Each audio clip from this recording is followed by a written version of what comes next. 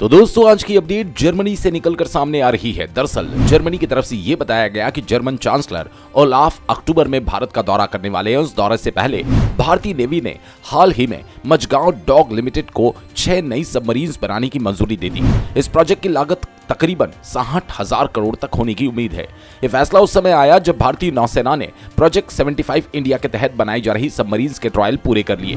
यह सौदा इसलिए भी बहुत महत्वपूर्ण है क्योंकि इससे भारत को भारतीय महासागर क्षेत्र में चीन और पाकिस्तान के बढ़ते प्रभाव का सामना करने में मदद मिलेगी। एमडीएल जर्मनी की कंपनी थाइसन ग्रुप के साथ मिलकर यह सबमरीन बना रहा है। इस डील में एमडीएल की टक्कर लार्सन एंड टर्बो और नवांटिया जैसी बड़ी कंपनियों से थी। भारतीय सरकार का ध्यान इस समय पब्लिक सेक्टर यूनिट्स को बढ़ावा देने पर है ताकि रोजगार के लिए नए अवसर और नई तकनीकें विकसित की जा सके।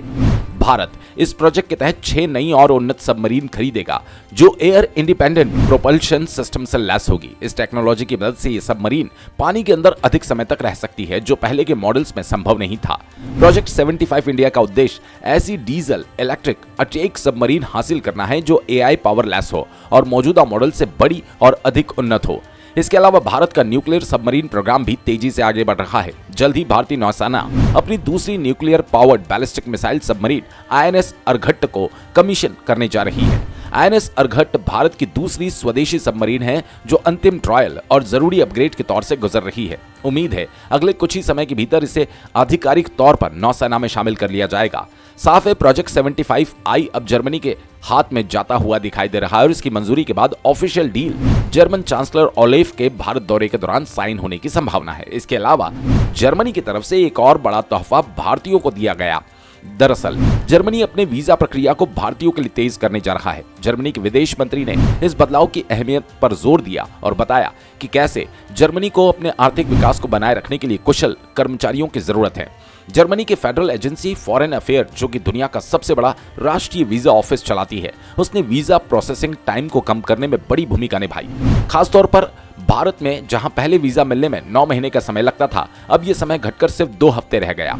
ये तेजी जर्मनी के लिए बहुत महत्वपूर्ण है क्योंकि उन्हें विभिन्न सेक्टर में काम करने के लिए स्किल्ड कर्मचारियों की बहुत जरूरत है। जर्मनी के लेबर मार्केट में इस समय बड़ी चुनौतियां हैं। 2023 में जर्मन इकोनॉमिक इंस्टीट्यूट ने बताया कि जर्मनी में तकरीबन 5,70,000 नौकरी के पद खाली है। इन खाली पदों की वजह से कंपनियों का कामकाज प्रभावित हो रहा है और साथ ही उन विशेषज्ञों का आगमन भी देरी से हो रहा है जिन्हें ट्रेनिंग और कॉन्फ्रेंस के लिए बुलाया गया था। भारत की कई कंपनियों ने भी जर्मनी में निवेश किया और उन्हें भी अपने विशेषज्ञों को वहां भेजने के लिए वीजा की प्रक्रिया पर निर्भर रहना पड़ता है।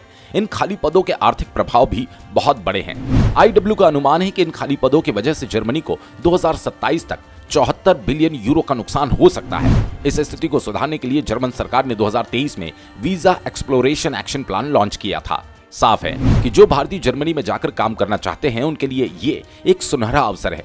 हालांकि स्किल्ड वर्कर्स भारत से बाहर जा रहे हैं, ये कई लिहाज से हमारे लिए अच्छा भी नहीं है क्योंकि ये भारत में रहकर भारत के डेवलपमेंट में अपना योगदान दे सकते हैं।